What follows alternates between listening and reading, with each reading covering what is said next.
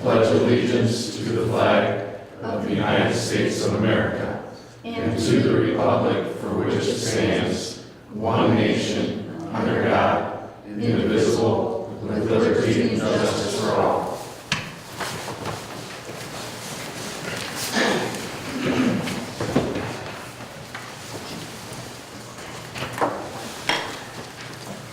Roll call, please. Scarborough here.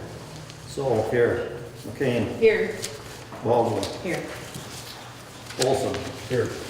Weststone. Here. Dewey. Here.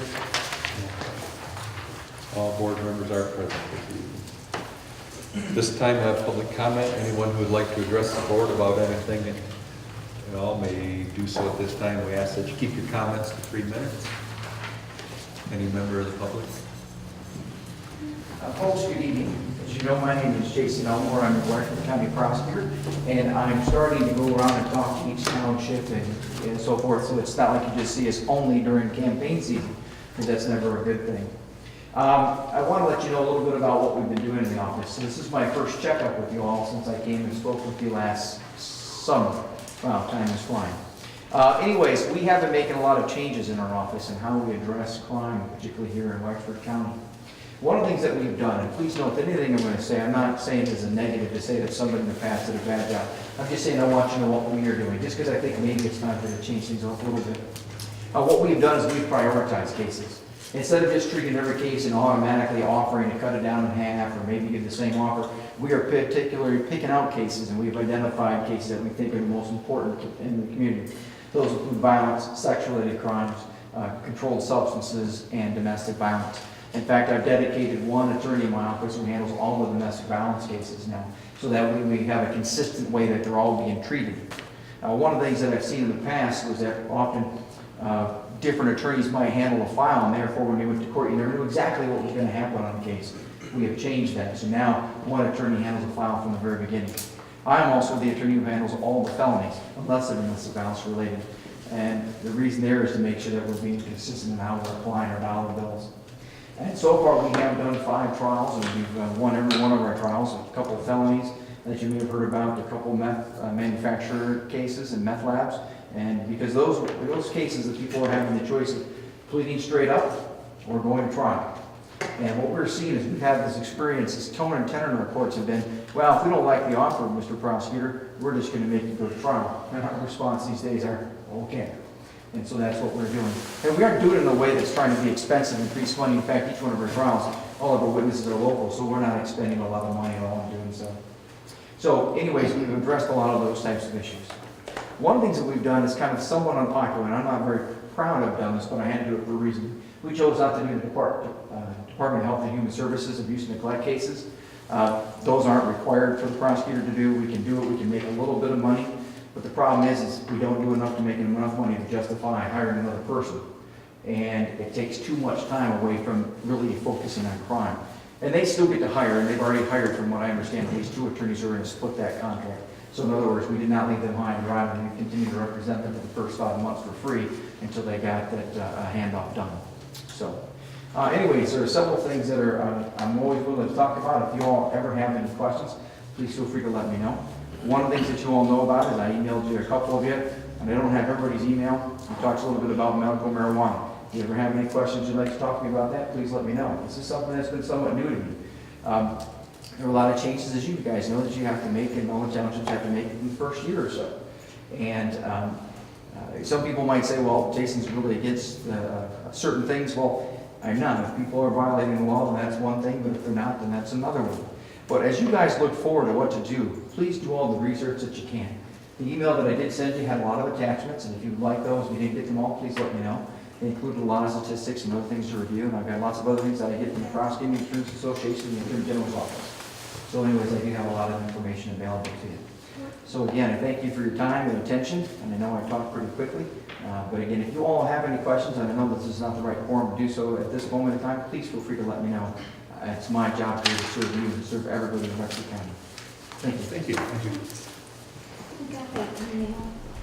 Oh, yeah. Can you disseminate that, please? I think everybody had it. It's in your... You should have it. It was in your packet. All right, thanks. Anyone else like to address the board? You are on the agenda. Also. I was just hoping to, Don Koschmider, Cadillac, Michigan, hoping that the board takes another look at medical marijuana facilities. Anyone else? Not, we'll close public comment and we'll move on. We have approval of or any amendments to the agenda this evening? If not, do we have a motion to approve the agenda? Make a motion. Have a second? Okay, all those in favor say aye. Aye. Opposed? The agenda is approved as presented. First item under new business this evening is the sign ordinance. Ordinance number 2017-106. We had the first reading of this last month, and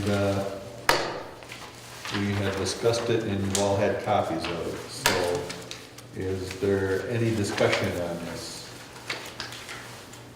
If there is no discussion, I'd make a motion to approve ordinance amendment 2017-106. I'll second. We have a second. Second. Any other discussion? Okay, if not, we have a roll call vote, please. The second was by Dewey. Yes. Okay. Scarborough. Yes. Dewey. Yes. Weststone. Yes. Olson. Yes. Baldwin. Yes. McCain. Yes. Saul, yes. Motion carried. Okay. Next item is resolution 2017-04. It's for charitable raffle for the outreach center. I guess I would introduce at this time Mr. Terry Inglewright, who this is his project. If you can give us a brief summary of what this is. Good evening, my name is Terry Wright, and my wife Laura, directors of the Legacy Community Outreach Center. We are coming to you for a raffle. Had an individual offer us a rifle to raffle off for funds that are going towards our housing unit to purchase for the Community Outreach Center. You can read through the flyers there, or when we have more time, we can, I'm glad to discuss it with you. We're on our website, which is legacycommunityoc.org. And what we're looking for is the approval to be able to apply for the state to be able to get the raffle. Because we're a new nonprofit last year, so I think they're just doing a checkout to make sure that we're in your area and have your permission. What type of rifle is it? I believe it is a 30-06 gold medallion Browning. Nice rifle. So, yes. Any other questions? Thank you. We have a motion. I'll make a motion. I'll support. Okay, all those in favor say aye. Aye. Opposed? Motion carried. Okay, I'll have that resolution for you tomorrow and leave it with Judy. Thanks, sir. okay, next item is our revised stormwater asset management wastewater grant for the DEQ. We did have to tweak this somewhat, and as part of that, we had to present a new budget had to be presented to the state to get this grant. Along with this, there's item number 4, which is, there is a requestment for disbursement of funds for this. And also, as part of the revised budget, we have the service contract and the amounts under item 5 that are in part of your May 2nd letter to myself that you all have to approve these service contracts for these companies to work on the SAW grant and do work for us. Doug, would you like to explain this a little more? If you have any other questions, anybody, or? Sure, I can go Doug all. Coates, he is the manager of SAW grant, so. Good evening, it's good to see the board again, and a couple of new trustees that haven't seen my face yet. The district, quick reminder, the SAW grant, the township applied for this grant in 2013. And at that time, it included reimbursement for some funds that were being expended at the time to design the wastewater treatment plant. This last fall in 2016, the DEQ awarded the grant to the township, and but reviewed the application and said that those costs related to the wastewater plant were no longer deemed eligible as part of the program. They did not reduce the grant amount. The grant amount is still the $489,000.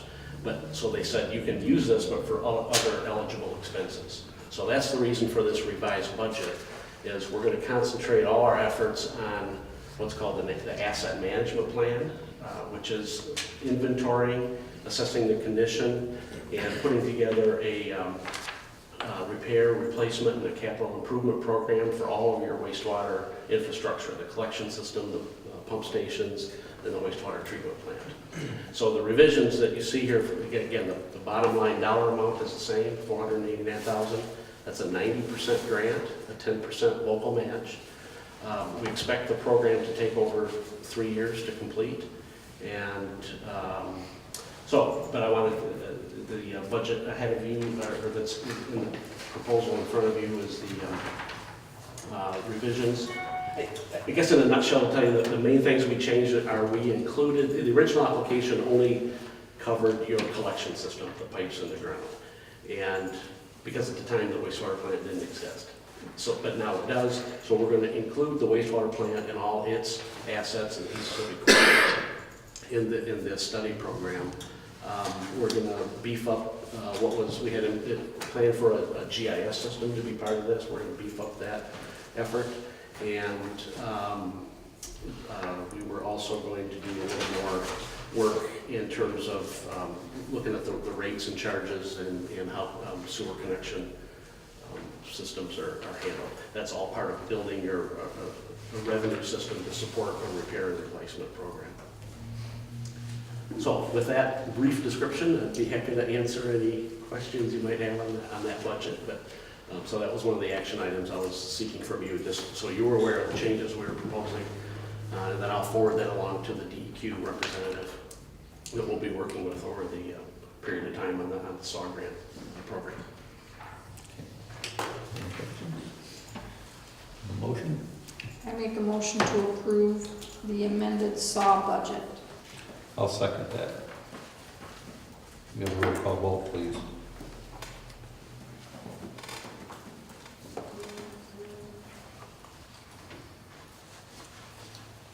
Weststone, Yes. Scarborough, Yes. so, yes. Baldwin, Yes. Olson, Yes. McCain, Yes. Dewey. Yes. Item 4 is the first disbursement of funds for the SAW grant. And I gave you copies of that, I believe. You should have it. And what we need, it's all itemized out, those expenses, and in the amount of $52,736.99. You have any questions on any of this? If not, Doug, you have anything you want to add to this?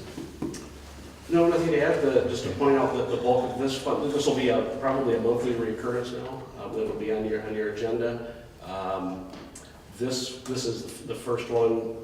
It includes mostly charges that were already incurred to date. So this is really reimbursement of funds that have long since been spent, primarily for legal fees, having to do with the sewer use ordinance that was developed. That's an eligible grant expense, and preparing the original grant application. So from here on out, as funds are expended, we'll be doing these monthly reimbursement requests. Those will go to your sewer fund. Then you use that to then reimburse your costs associated with the grant. This is the disbursement. I would like to mention that all of these action items, plus the next couple here, the water ordinance and the amendments to the sewer ordinance, those have all been reviewed in depth in the finance committees and also the policy committee that Doug is here. We've gone through all these quite in depth.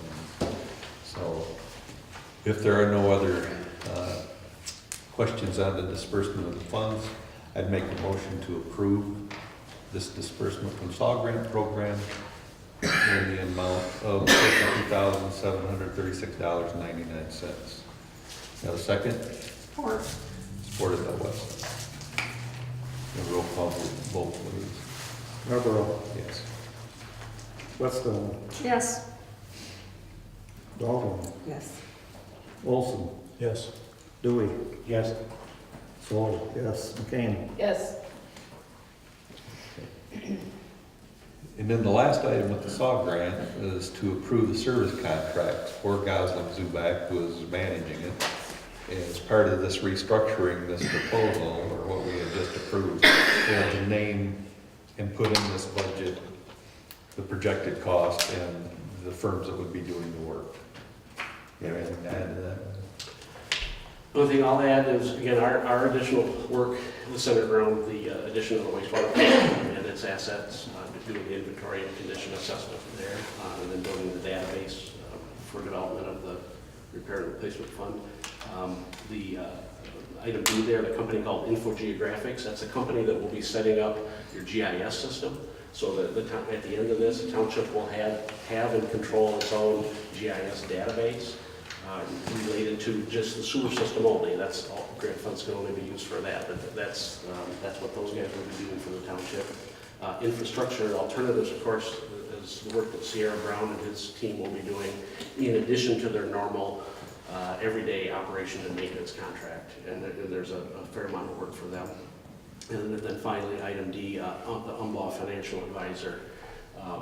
One of the conditions of the grant is that the sewer rates and charges be evaluated and reviewed by a financial advisor that gets submitted to the DEQ, and they approve that to look to see that at the end of this process that the township sewer rates generate enough funds to repair and replace any of the aging components of the system. So that's what that company will be doing for you. Any questions? I make a motion that we approve the contracts for Gosling Zuback in the amount, the total contract in the amount of $186,540. I'll second it. Okay. And we'll approve. We'll do all of them. Want to do all of them? Let's do them all. Okay, It'll just be easy. all right.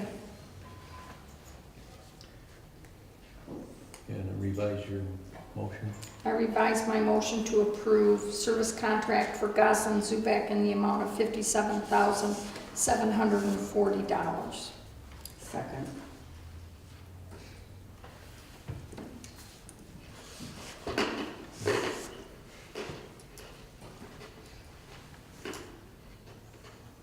You want to Make the motion to approve item 5?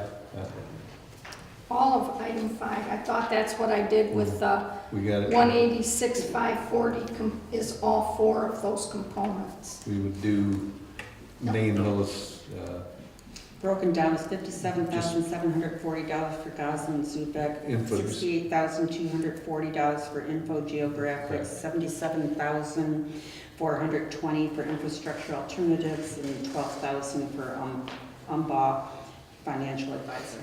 Or are you right for the total of 186,540? The 186 total is the total for the Gosling Zuback contract in addition to the amount you've. Okay. That's a grand total based on what you're approving tonight and what you've previously approved. Okay, Okay. good? I got it. Okay. Isn't that what I said? I make a motion to approve the Gosling Zuback contract, Infogeographics, infrastructure, and Umbar. Seconded by Baldwin. Yeah. Okay, we have a roll call vote, please. Whetstone, Yes. Baldwin, Yeah. McCain, Yes. Stoll, yes. Scarborough, Yes. Olson, Yes. Dewey. Yes. Motion carried. Okay, thanks, Doug. Okay, proposal, or number 6, are proposed changes to ordinance 2016-103. There are amendments to the sewer ordinance 2016-103. Included are modifications to sections 2001.4, 503A, 503C, 7, C7, 510, and 513. This would be the first reading of this. You have copies of it, I believe.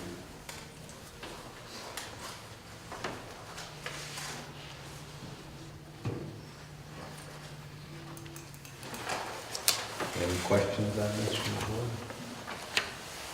You good? Any discussion? This is the first reading. Now, we have a motion?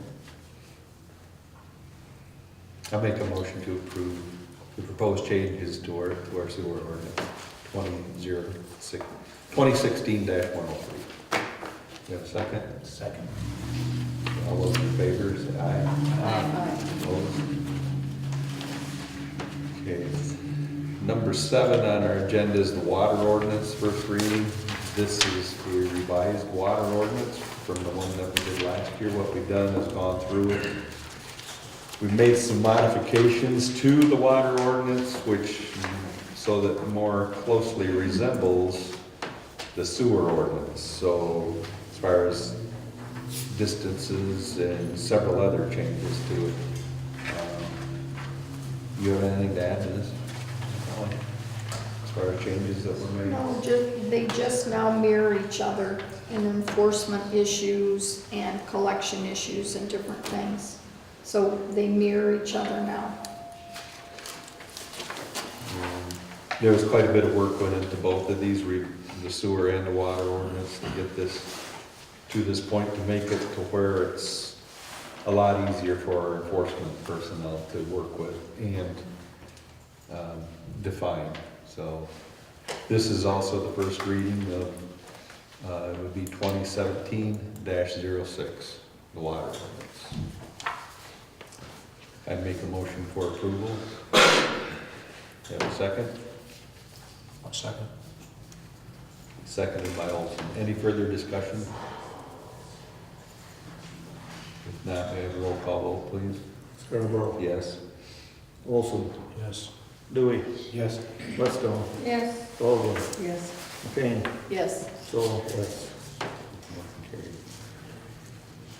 Next item on the agenda is a Bjorn Clow. Did I pronounce that right? Yep. And he asked to be placed on the agenda last month. He would like to discuss or talk about medical marijuana. That is correct. And we appreciate you for your time today. Today we're just going to be discussing the bills that passed back in November and saying a little bit about medical marijuana and what the bills are. And he will be doing most of the speech, being that I get a lot of anxiety talking in front of people. So, Who is this? this is Andrew Boyd. It's very nice to meet you all. So, just a pro-marijuana person. So, if you'd like to get started. Okay, I just want to say thank you for your time. I mean, we really appreciate you meeting with us, and we understand that this is a very touchy subject for some people. And basically, we're here to educate you today more on the benefits that medical marijuana brings to not only the township but the community as well. House Bill 4209. Basically, what that is it's an act and license to regulate medical marijuana growers, processors, provisioning centers, secure transporters, and safety compliance facilities. Basically, that is giving you guys the option to regulate what happens within your township, such as, the facilities that I just listed previously. 4210 starts talking about the system used to regulate it, such as ID cards, qualifying patients, primary caregivers, fee registry, stuff like that. That's where that starts to go into. And then 4827, it talks about establishing a statewide monitoring system to track marijuana products and commercial trade. Basically keeping an eye on them, making sure things are regulated properly, and no, I guess, I don't know how to word it, no illegal transportation or illicit use of the substance is going on. We would like you guys to know that there's a licensing fee up to $5,000 for each license applied for. Now there is, 6 licenses? I believe so. Actual facility, transportation, security, and I think there's a couple more. And for each license applied, you can charge up to $5,000. So that helps out the community as well. You also have the option to not allow these businesses within your township. You do have the option to choose whether or not we are here or not. We do want to make that blatantly clear. Turn back up there. Alright, I just wanted to give a little information as to why I got started into medical marijuana. I mean, I'm a college student. I've always worked hard all my life. Always kept my nose clean and stayed out of trouble. And I started out being a medical marijuana caregiver for the simple thought that marijuana could be more helpful to people than pills. Pills come with a variety of bad side effects. Narcos and other pain meds contain hydrocodone, which can be very damaging to the stomach lining and over time can cause ulcers. Then you have your anxiety meds, which act on your central nervous system to produce a calming effect, but when used regularly can have very, very bad side effects due to its addictive personalities, or the addictive personalities that it will bring out of people, unfortunately. And if those people decide to stop, withdrawal symptoms can occur, and which include things as bad as seizures. But when I learned that medical marijuana could help cancer patients, it really kind of hit home, being that my mother passed away from cancer when I was young.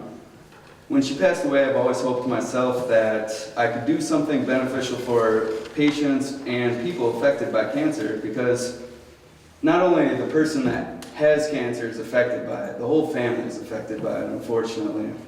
And it stings to watch a loved one go through something and you not be able to do anything about it. But after that, it caused me to do a lot of research and try to bring out the medical benefits that marijuana has. And since then, I've helped patients with epilepsy, Crohn's disease, colitis, and even reduce the size of tumors. But as of right now, I'm only able to help out the 5 patients that I have, So I think with the bills that passed, it can have someone like myself or other people to help out more people in the community and do it properly, So we want to use it as a pharmaceutical. There's many drugs out there, as you described previously, that are terrible for you, very addictive. A little bit, I know friends of mine who are in the military who unfortunately the VA feeds pills to not only make them zombies, but to kind of sedate them. And unfortunately, I was one of those people. When I came back, they wanted to put me on a couple different medications that it made me basically a zombie, I actually have not tried medical marijuana. I haven't leaned towards it yet. I'm trying to do more natural things for myself, for my anxiety and my PTSD and stuff like that. But it helps so many more people, and I like that the VA is going towards medical marijuana to help veterans, to help keep them away from, depression, suicidal thoughts, anxiety, stuff like that. So, a little bit about it is during pregnancy is not but like any sort of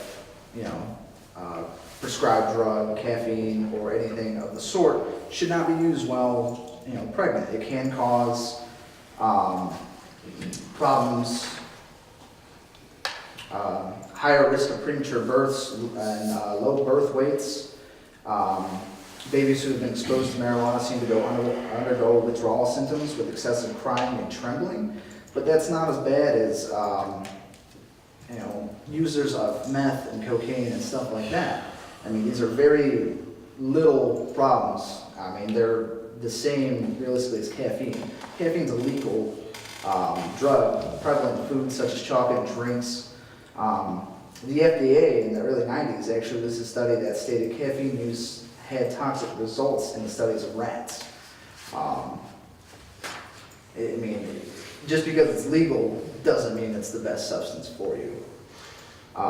The FDA is aware that there is a considerable interest in medical marijuana used to attempt to treat several medical conditions, including glaucoma, AIDS, neuropathic pain, cancer, multiple sclerosis, chemotherapy-induced nausea, and certain seizure disorders and PTSD. Right now, the FDA has approved 2 drugs made with cannabinoids, active ingredients in marijuana called dronabinol, is that correct? Dronabinol, and nabilone. Both are approved to treat chemotherapy-related nausea and vomiting in patients who aren't helped by other therapies. The FDA is also reviewing a drug called Sativex to treat multiple sclerosis. It's already been approved in Canada, the UK, and other countries. And the researchers are testing an experimental drug called Epidiolex, correct? To treat childhood epilepsy. Marijuana also has other benefits. The USDA actually said back in 1916, hemp is a miracle plant of our time, breathing in 4 times the carbon dioxide of most trees during the quick 12 to 14 week growing cycle. That would definitely help around here, seeing that we have a couple factories, help reduce pollution in the air. Trees take 20 years to mature versus the 4 months for industrial hemp. Our forests are being cut down 3 times faster than they can grow. 1 acre of hemp produces as much cellulose fiber pulp as 4.1 acres of trees. So not only would it be beneficial to fight against global warming, but if byproduct could be outsourced and reused, it could help cut down deforestation. I would also like to mention that recreational marijuana is right around the corner, will be on the ballot in 2018, so long as everything works out, as long as we get the signatures to 250,000. I recently read an article, I want to say it was on MLive. Jeff Irwin, who was a former member of the House of Representatives and political director for the Coalition to Regulate Marijuana, like alcohol, did also state that communities who don't want these kind of businesses in their communities can say no. And like I'd like to say, reiterate, that you guys do have every right and option to say no if you don't like it. But some of the fiscal benefits we could be looking at is the marijuana will be subject to taxes, a 10% excise tax on retail sales plus the regular 6%. The coalition estimates that the industry, when matured, would bring in more than $200 million in revenues to the states. First, the revenue must cover the cost that the state bears for regulating the program. For 2 years, $20 million will come off the top to fund research analyzing the benefits of medical marijuana for treating veterans. But the money left after those 2 items will go to 35% to the state school aid fund for the K-12 education, 35% to the Michigan Transportation Fund to repair roads and bridges, 15% to municipalities where a marijuana business is located, and 15% to counties where a marijuana business is located.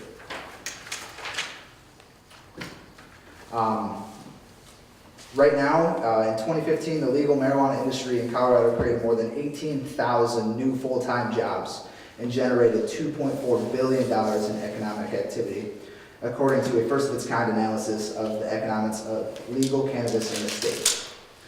Adam Orens, who's the founder of MPG, Marijuana Policy Group, states, if this is done right, regulated right, taxed right, this industry can bring real economic benefits to the state.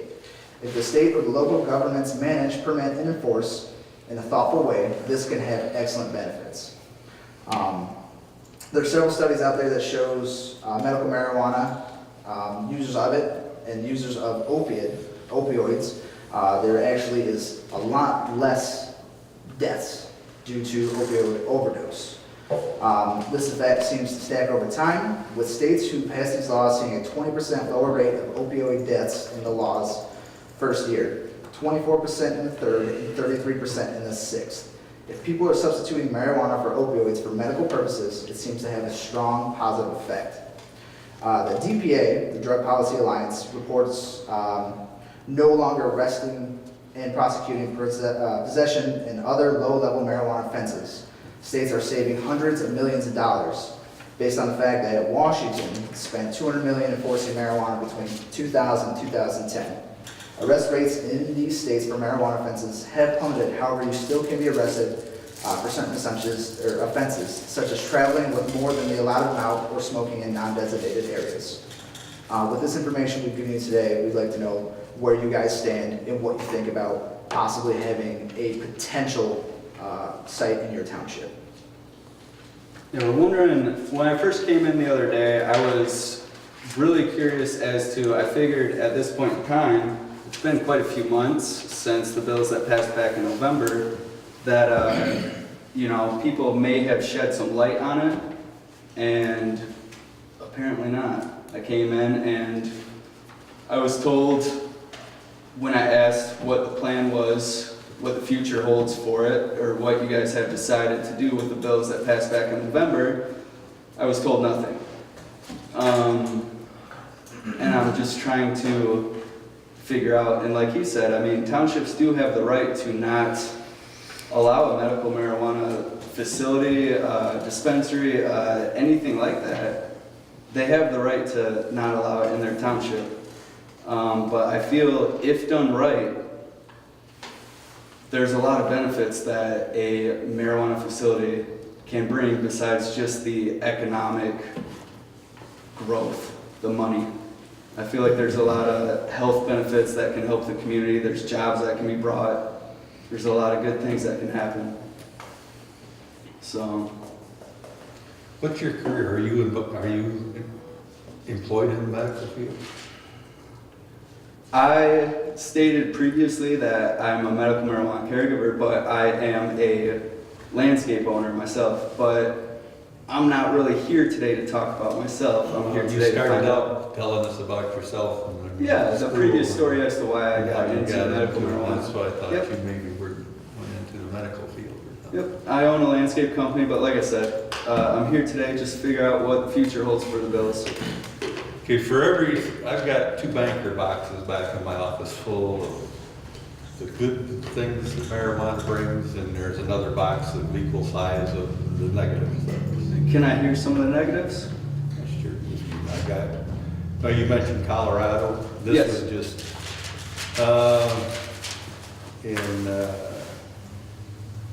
these were 7 harmful side effects pot legalization has caused in Colorado. Okay. 1, the majority of DUI drug arrests involve marijuana, and 25 to 40% were marijuana alone. 2, in 2012, 10.47% of Colorado youth ages 12 to 17 were considered current marijuana users, compared to 7.55% nationally. Colorado ranked 4th in the nation and was 39% higher than the national average. Drug-related student suspensions and expulsions increased 32% from school years 2008 through 2009. The vast majority were for marijuana violations. In 2012, 26.81% of college-age students were considered current marijuana users, compared to 18.89% nationally, which ranks Colorado 3rd in the nation and 42% above the national average. In 2013, 48.4% of Denver adult arrestees tested positive for marijuana, which is a 16% increase from 2008. From 2011 through 2013, there was a 57% increase in marijuana-related emergency room visits.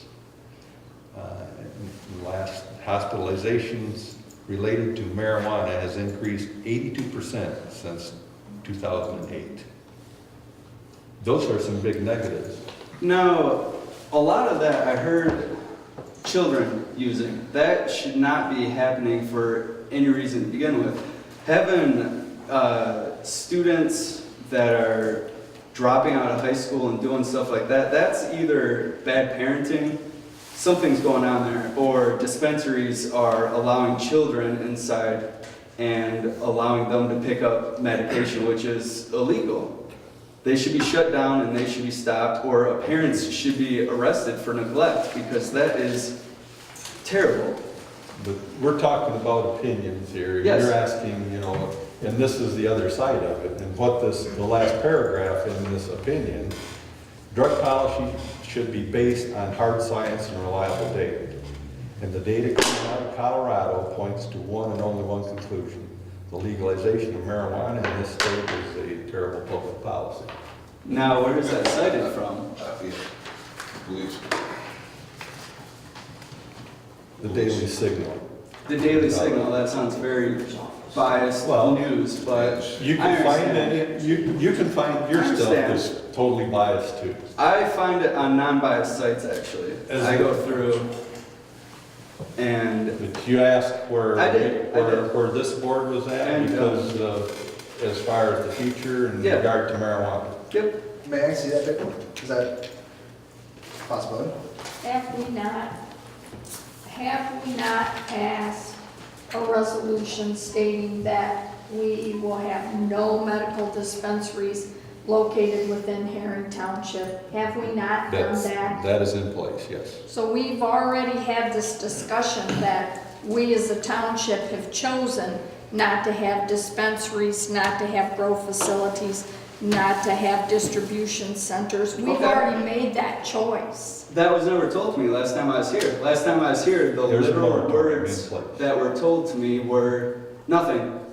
All right, well, There I'm was just, nothing put in place, there was I'm nothing. just telling you that we already have said no. Okay, well, that's why I was here. Yeah, So I So- appreciate it. I really appreciate you for your time, and I really hope that no one in your family has to go through any tough times where they actually need some serious medication.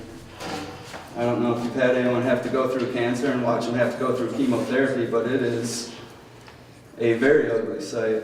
And to be able to use a drug that can reduce tumors and do things along that nature, you know, is just a miracle. And like I said, I really hope that Have never any happens of to you explored if I wanted some marijuana because I thought it would help me, a doctor should be able to prescribe that to me. He does. Right. He prescribes you a Shouldn't I? prescription. What would be wrong with me taking a prescription, go to the pharmacy and That's have what a dispensary is. and have a pharmacist give me that marijuana? That's what a dispensary is. That's No, what I these mean, go bills through are a trying to do. pharmacist, A pharmacy A will not licensed- allow it. a licensed what? Be a Dave, licensed I will tell pharmacist. you. A licensed pharmacy with licensed pharmacists who are trained in dispensing drugs. A pharmacy will not allow it until it is federally legal because they can get shut down before it. Because a pharmacy, 9 times out of 10, are located all around the states. So, yes, it's legal in Michigan, but Meijer's not going to allow it in their pharmacy because they have Meijer's in other states. So, their company would be at a risk of federal shutdown. Well, if it's such a And that's good what drug, if it's such a dispensaries good drug, is what I've heard, why Yes. wouldn't you lobby for that? And get it to where you can get it through a pharmacy? That's what we are doing right now. That's No, what I don't mean dispensaries on are. a corner with you having five business. people. I mean going through a pharmacy. Right, CVS, Rite Yeah. Aid, Walmart, Myers. yeah. And then Walmart. we'd have access to it through that means. Walmart. That would have to write up completely different bills that would have to go through the house, through everything else. That's not what's been presented yet. What's been presented right now is the bills that passed in November. And the bills that passed in November are trying to put marijuana into professional hands instead of having Joe Schmo grow whatever he wants in his backyard and dispense it to real medical marijuana patients that they don't even know what they're smoking, and the guy has no idea what he's doing. He watched a YouTube video once online and thinks he knows what he's doing, but he doesn't. And marijuana can be harmful if done improperly. I mean, when chemicals are put into the plant, if it's not flushed out properly, they're smoking chemicals. If you're putting pesticides on these plants, just as crops and anything else, if it's not done properly, it can be harmful.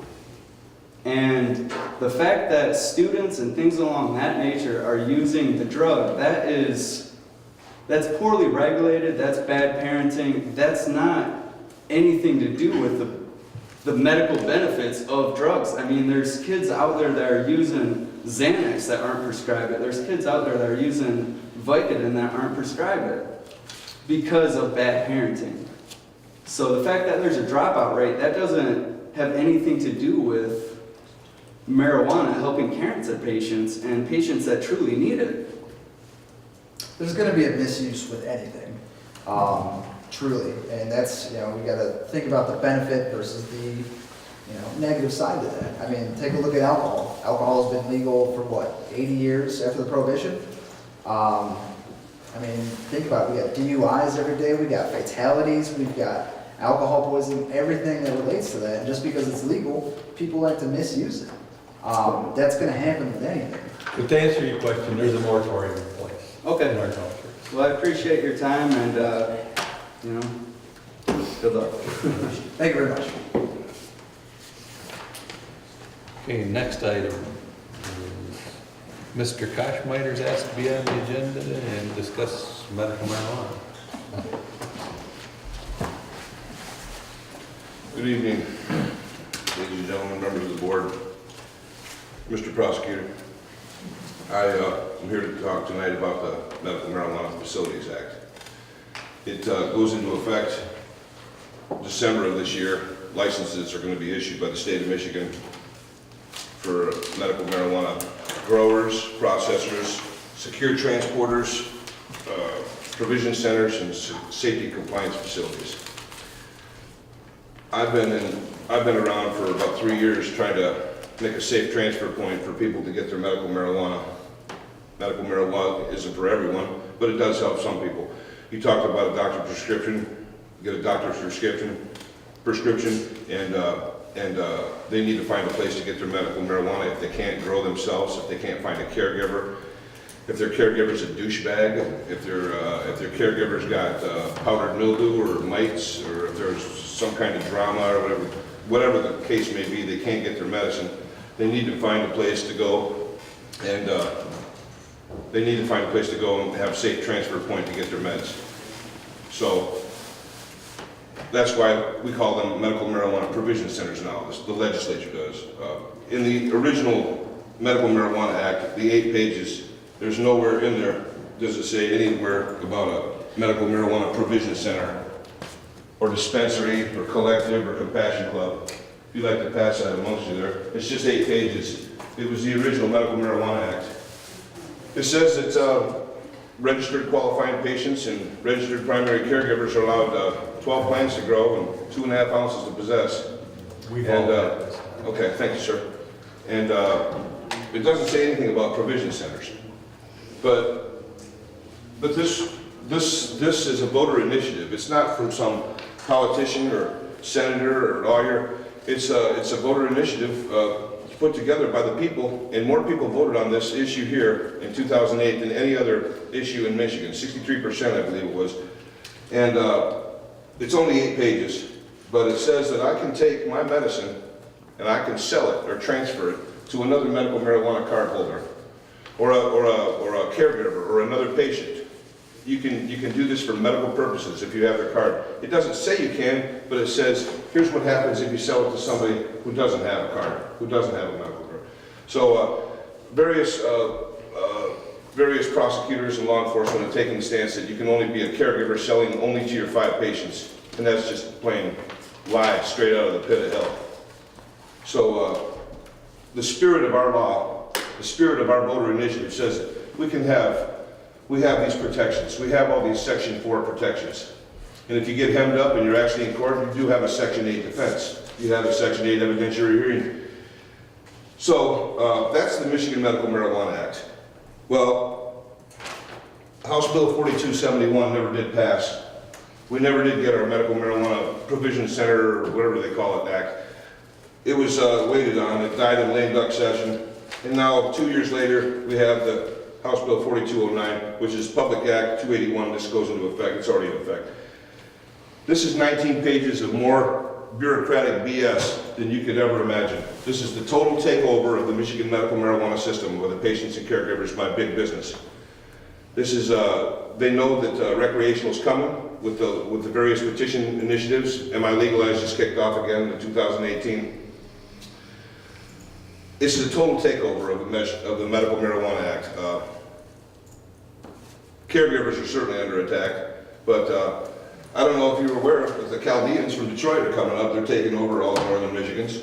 Wild Bill's Tobacco. Anybody heard of Wild Bill's Tobacco? Sorry. Wild Bill's Tobacco is right over there by Little Caesar's Pizza on the corner by Verizon in the building right there. They're coming in. Wild Bill's Tobacco is taking over. They've already, Oasis Wellness Group. They've already, it's already on the internet. They're all over. They've donated $50,000 to the latest recreational campaign. They want to get into the provision center business too. I'm not against that. I'm all for a few other places popping up. There was 3 once upon a time before our previous county prosecutor. Go ahead, ma'am. I'm sorry. No. You have said here in all of our meetings, right? I like you, all right? I Yes, like ma'am. you. Thank you, ma'am. But we've said no. So are you coming back time and time again to get me to change my mind? I'm trying to change Or are it. you getting me to dig my feet in going, I have already said no? No. I'm trying to change your mind, ma'am, with the facts and the medical and the previous people were talking about the financial benefits that comes to a municipality. But if we're one of, when you all talk about the financial benefits, it is in the state of Michigan. If we have one provisioning center, we get one portion of the total. Ma'am, I hope you realize that it's a corporate takeover. This whole thing has been, So it's all about the they money. encourage mom and pop businesses, but just not in these type of businesses. So it's about the money. It's about the money for the powers that be. I don't even know how I'm gonna survive it. I'm gonna certainly have to have a fancy building, you know, secure this and secure that. The Where are you $5,000 gonna have license. this at? Where are you gonna have this If at? I was gonna try to get a provision center, it'd be with your blessing, hopefully. Otherwise, I'd have to go with a petition drive, and that's a big pain in the butt. But somewhere locally, not next to a school or a church or, you know what I'm saying? Where the other places in other cities have. Maybe over on Boone Road in the strip mall or something. There's a spot left over there next So to we've Cricket already Wireless. said, what I'm not understanding though is we've already said no. Okay, you said no, but I'm trying to convince you that the facts it would behoove us to all have these places here. Do you know what they're coming in Kingsley? What the Canadians are coming in there with Theracamp? Big Rapids and Everett are both talking about right now having public meetings about entertaining the fact of some of these places, whether it's a provision center or a testing and safety compliance facility or they're all over the place. This is happening. Medical marijuana is helping people. People don't smoke it because it makes them feel bad. Whether you call it medical or recreational, it makes you feel better. I can tell you because I've smoked it, okay? But different townships are allowing these places. Different counties are allowing these places. Big Rapids and Everett in particular. I'm just trying to convince you folks what it's doing. It is a miracle, and there are some certain financial benefits with allowing it in our municipality or in a township. I don't want to go to a petition drive. It's a lot getting signatures and all that stuff. I want you to revisit this maybe. Talk amongst yourself. Talk with the county attorney, whatever. But Mr. Scarborough, those 7 points that you have, any information you're getting probably is from the Rocky Mountain High Intensity Drug Trafficking Unit or some cop group in Colorado, and they have a vested interest in marijuana being illegal because it's been their cash cow for so many years. I'm ashamed to say. But if you'll take another look at this, please, these places can certainly benefit. This right here is an article that just came to me. NFL's treating their players are trying to get off the opioids. Medical marijuana is helping.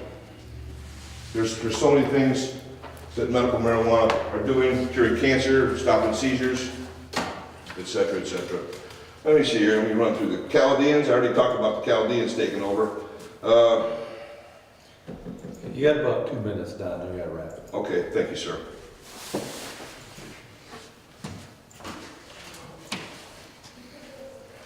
Thank you for your time, everyone. I try to put it in a nutshell. Do you have any questions for me, anybody else? Questions? All right, thank you all. Good night. Okay. Yeah. Reports. Beth, do you have anything to add to your report? Any questions for Beth? Okay, if not, we'll go on to the clerk's report.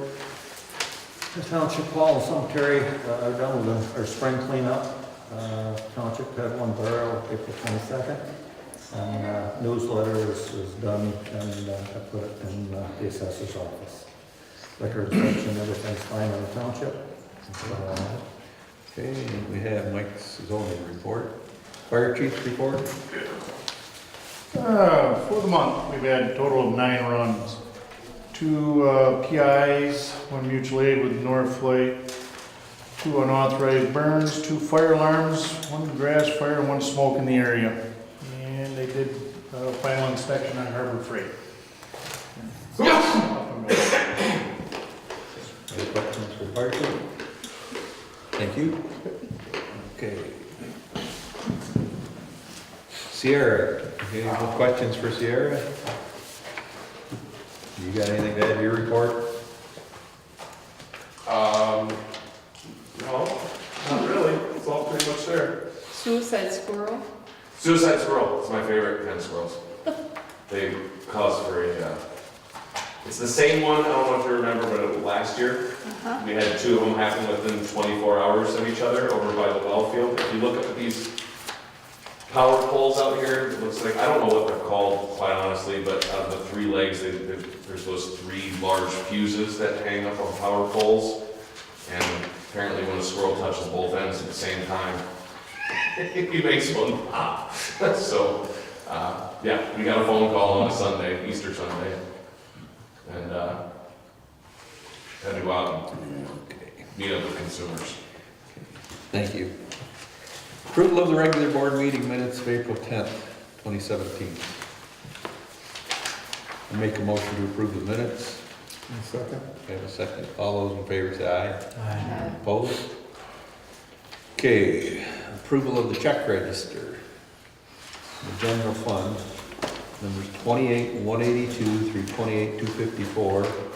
Direct deposits 22,9-233. EFTs 127 and 130 in the amount of $82,204.08. And the operation and maintenance fund, numbers 2453 through 2468 in the amount of $76,676.91.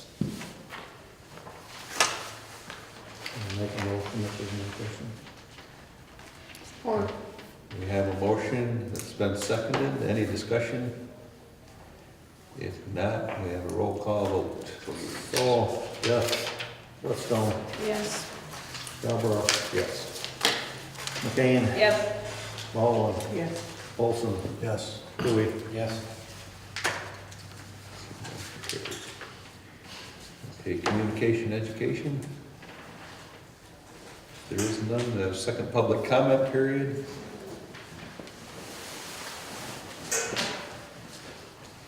I'm glad you have 3 minutes. Barry Stark, 39 Road, a couple things. One, question I have about the first reading of the water ordinance. Can I get 2 copies of that water ordinance by chance, so I know what was read today? In relationship to what was adopted a year ago. Okay. And then, the other thing has to do with, last year the distribution lines were put in along our road on 39 Road, And we still have issues with mailboxes, lawns. I know our particular ditch line and driveway is a mess. And we at one time had limestone by our mailbox along the edge of our driveway.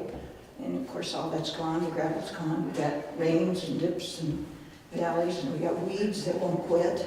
So I'm trusting somebody's gonna come and, Make out a list, go, get a list of everything that you need along that Okay. route and get it because I to know the us. neighbors along the road are complaining Get about it, get it to us and the mailboxes. we will address it.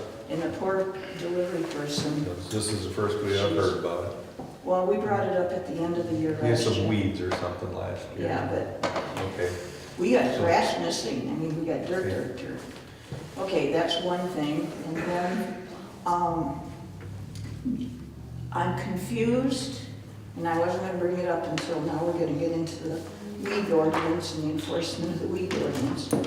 Last year in May, you adopted a weed ordinance, and it was published in the newspaper.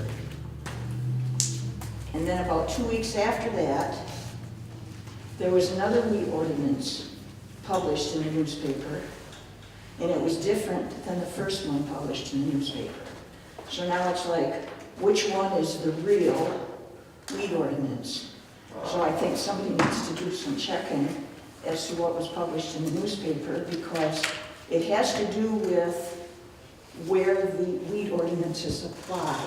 Is it for all of the district where it's commercial and industrial, or only along Boone Road and 131?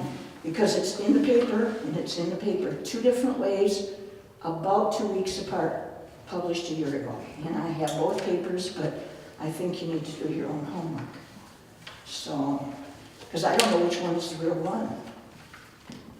Okay, anything else? Okay, that's it.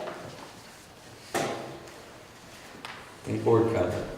Here comes George, or he's Oh. leaving. He's up. George? He's up. He's coming. He's moving. I am moving, but very, very, very painfully. Look, I'm gonna make some statements here that some of you are not gonna be happy with, but listening to the people talk about medical marijuana, and I know that you are all opposed to it, all right? But I can only tell you that I've had osteoarthritis since my early 40s. I've tried ibuprofen, I've tried all of these pills. They all these NSAIDs rot your gut. I mean, it's not good. Have I ever used marijuana? No. I had a brownie one time. Did nothing for me, but I was told it wasn't made right. I don't know. It was just an experiment. The only thing I can say about it is that a lot of what you read, it's an emotional issue. A lot of what you read, a lot of the reports, there's agendas behind those. Does law enforcement want to see marijuana legalized? Hell no. Why would they? They're funding the whole Traverse City TNT by the cash that they seize when they make a raid on the dispensary. I don't know whether you know it or not, but they raid the dispensary, they confiscate the phones, they confiscate the computers, they confiscate the cash, they give the phones back, they give the computers back, they keep the cash. It's a money-making proposition. The odd thing is, and this is what you gotta ask yourself, I've never heard of any of these people that got raided being prosecuted. They've never been taken to court. So what's the whole point? The point seems to be they want the cash. I can only tell you that I rented a store twice to a dispensary. When the dispensaries were closed down, I had people, couples in their 70s, their 60s come in. I had one couple, the woman was in tears. And the guy said to me, "Where'd they go?" And I said, "Well, they're closed down." He said, I gotta find this. He says, "Look," he says, we were spending $400 to $500 a month on drugs so she could keep her food down, and this worked perfectly." He says, "I gotta find this stuff." The woman had cancer. So I can sympathize, if this woman was in tears, I can sympathize with these people. The fact that there have been abuses of the system, yeah, there's been abuses of every system. You want to call it a gateway drug? You can call beer a gateway drug.